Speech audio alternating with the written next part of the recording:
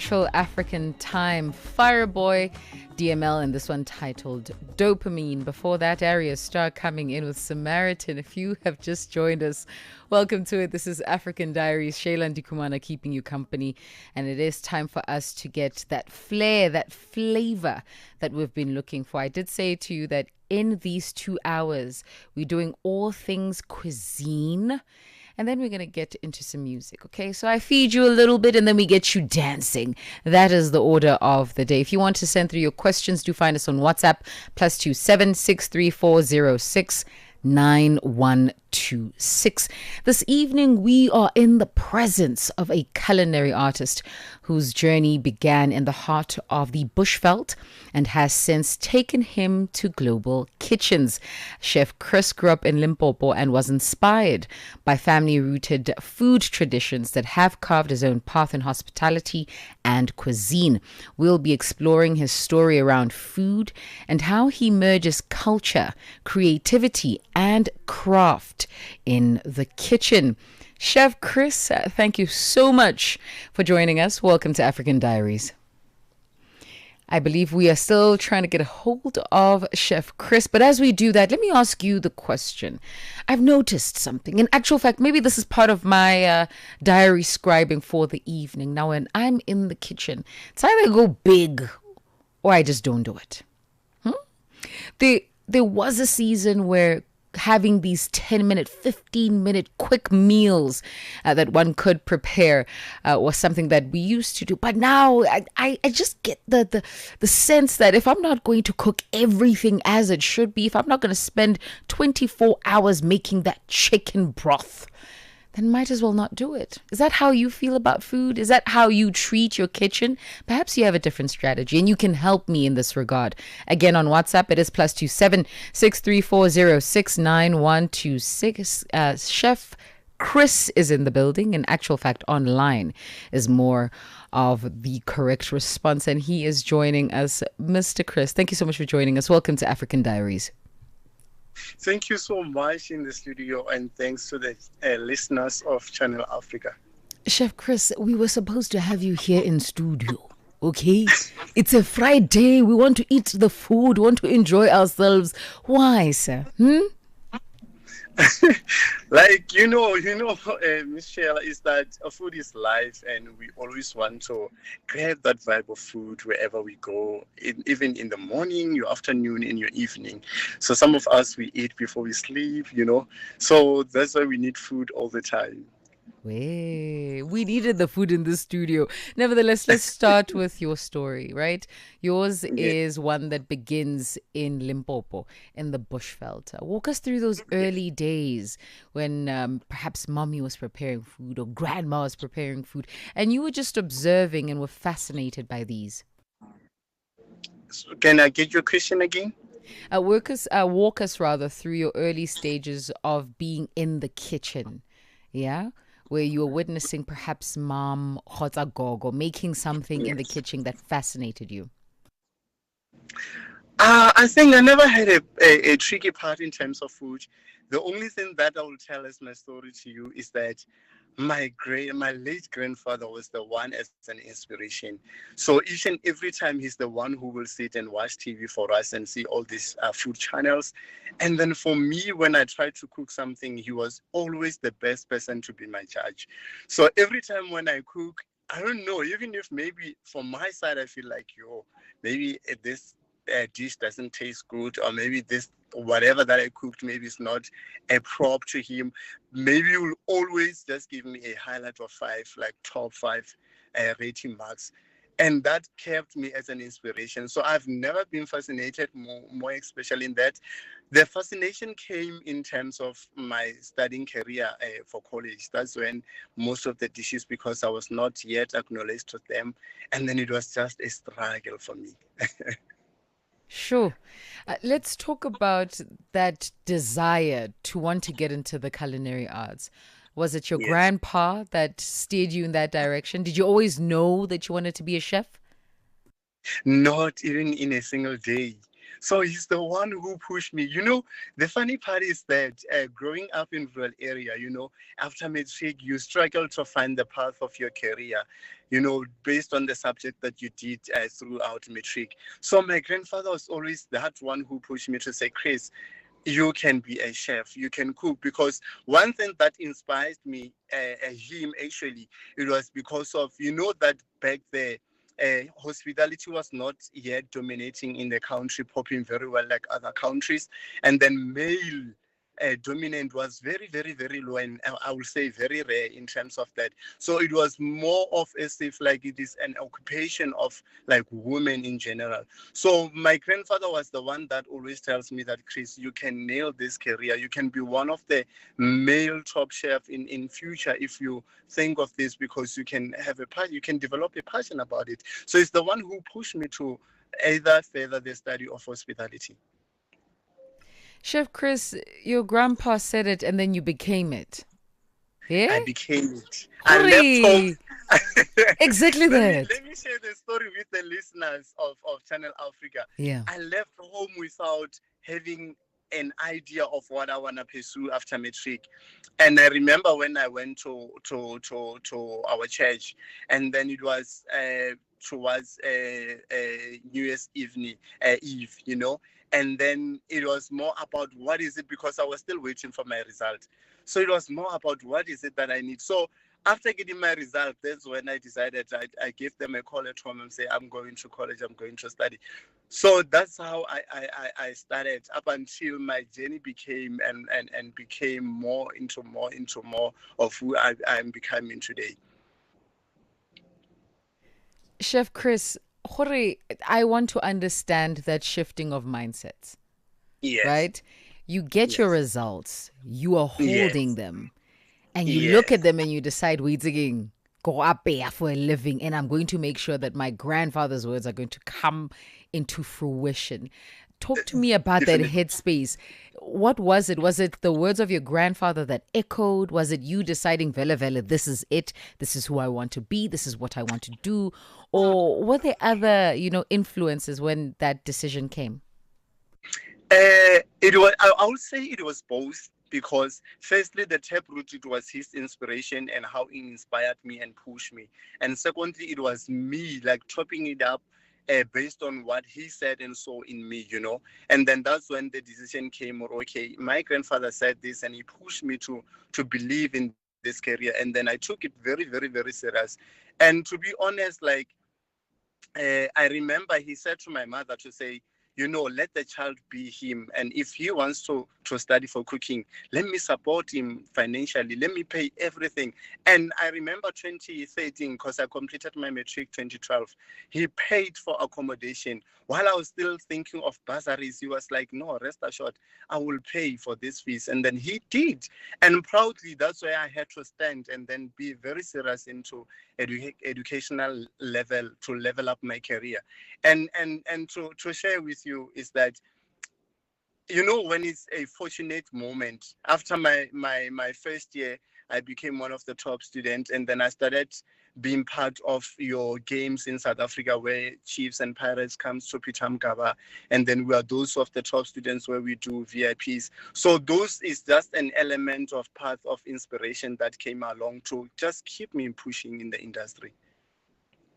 The voice there of Chef Chris Sibusi joining us this evening, professional chef, one who I believe studied at the American Hospitality Academy, where he excelled, and he was just sharing some of his experiences as a student, just making mention of the high-profile games that he served at as part of the VIP catalog.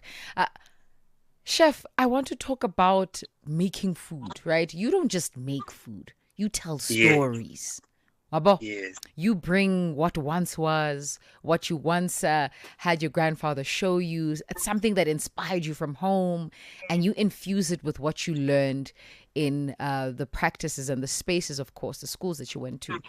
Talk to me about the inspiration that comes there when you think of piecing together a dish. How do you infuse chaye with these Western practices? It's a great evening to the listeners today, because I've been so fortunate to be part of the African exchange program, which is more to build you into culture, cultural diversity. So for me, even going to the United States, it was more about let me learn of this cultural diversity so that I can also impact, the food and more especially our traditional cuisine in South Africa. So one of the things that I've learned in this industry is that you need to love what you do, and that just compel you to have a vision of the dish, a vision of the meal that you want to go for. So one of the things that really derives me from this is because of the love that I share in terms of cooking. So the first thing that I will do before I cook, I need to picture what is it that I need to compile as a final product, and then I will know. For example, when I landed in the US, my biggest dream was to use mopani worms as part of the pizza. We have never seen where you can cook mopani worm as like morogo dish or maybe stew dish, and then you can compile it as your triple deck or something, as pizza. So I'm still working on that because it's one of the biggest dreams that I want to achieve in terms of how you learn the cultural food in the United States or all these cities compared to your home country as South Africa. Chef Chris, Pella, I'm busy reacting here. I'm busy moving from side to side. Where? Where are we putting them? Yes. What touches me is that if you think of traveling as a food or as a food person or as a vlogger person and an entrepreneur, maybe as a chef, you go to these countries and they are very proud of their product. For example, let me mention in Miami where I landed in Key West, there's a dessert called key lime pie where you go to all these main roads. When you go to FL, Key West, when you go to Orlando, and then Lauderdale, when you go to your Florida, they've got key lime pie. And then when you think of our tourism and social events economy potential in our country, you also bear in mind as a chef that we are more based off about the hard body. You think of morodu. So we need to play around where we can also maybe have morodu in prime, where maybe they can go to our retail stores like Pick n Pay, ShopRite, for example. And then that's where my dream came as mopani worm, where we love mopani worm in South Africa. Even in Botswana, people do love mopani worm in how they cook and prepare it. So my idea was to have a pizza that can have mopani worm. When you cook your mopani worm with tomato and onion, how you make it a stew, and then you bind it with your cheese, maybe different types of cheese, your mozzarella, your cheddar cheese on top. Even if you want to make a sauce like your chicken mayo, but you using your tomato, you using your onion as a stew or sheba. So those are the combination that I feel like if we do that, we will be proud, so that when the tourists come to our country, they also nail to travel to know our food taproot, Wait, see, chef, I'm gonna wait and taste it, yeah, because my brain is still going wait. And then you even described, you said triple decker. I just pictured them inside that mbobo there on the side of on the crust of the pizza. I can't wait. I cannot wait to try it out when you are done with piecing this thing together, because I understand that you're still working on the project. The minute you are done, please call us and say I'm ready for you, because we will be ready for you too, sir. Let's talk about some of the things that you have learned, and you did make mention of it, that you learned quite a bit in the States, right? And you picked up quite a bit in terms of their ability to be proud of culture through food. My question to you is, when you look at, let's mark it at South Africa. When you look at South Africa, do you think to an extent that we try and replicate the meals that are in the States and in Europe, and then we try and infuse it in our own with our own ingredients? And also, do you think we sell ourselves short by not maybe selling a full plate? I wonder, when they say full plate, you know what's on the plate. You've got starch, you've got your mahodu, malana, whatever it is that you'll have on your, when they talk about a full plate in South Africa, you know that it's coming with that pap and whatnot have you. And so could it be that maybe our story can be told through our original plates, and that just, plated in a way that is more appealing to the eye? Yes. Back on your question, I think I will say we are really doing very well, because you can look at the 9 provinces that we have in our country, and the difference of the food set and the food menu. When you go to Cape Town, when you go to Durban, you think of that most of restaurant that showcase African or South African meals.